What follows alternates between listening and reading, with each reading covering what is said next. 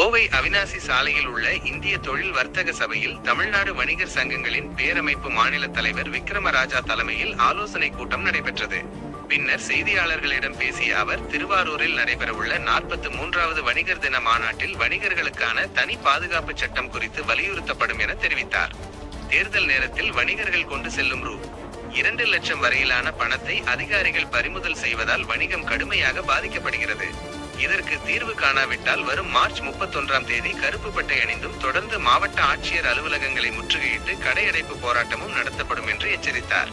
தமிழ்நாடு வணிக சங்க பேரமைப்பின் சார்பாக வருகின்ற 43வது மாநில மாநாடு திருவாரூரில் நடைபெறுகின்ற மாநாட்டில் விழிப்புணர்வு எழுச்சி மாநாடு என்ற தலைப்போடு லட்சக்கணக்கான வணிகர்களை திரட்டக்கூடிய பணிதனை செய்து கொண்டிருக்கிறோம்.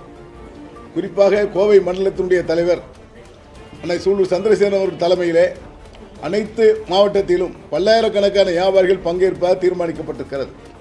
இன்று கோவை மாவட்டத்தில் கூட்டத்தில் அந்த மாநாட்டில் 5000 பேர் பங்கேற்பது என்பதை தீர்மானிக்கப்பட்டிருக்கிறது. இந்த மாநாடு ஒரு வரலாறு திரும்பி பார்க்கக்கூடிய மாநாடாகவும் அனைத்து மாநிலத்தினுடைய தலைவர்கள் இந்த மாநாட்டிலே பங்கேற்கிறார்கள். சிறப்பு அழைப்பாளராக பிரபல தொழிலதிபர்கள் எல்லாம் இந்த மாநாட்டில் பங்கேற்கிறார்கள். இந்த மாநாடு சாமானிய வணிகர்களை பாதுகாப்பதற்கும் இந்த கார்ப்பரேட் கம்பெனியுடைய ஆதிக்கம், ஆன்லைன் வர்த்தகத்தினுடைய ஆதிக்கத்தை ஒழிப்பதற்கும் இந்த மாநாட்டில் பல்வேறு தீர்மானங்களை முன்னெடுக்க இருக்கிறோம்.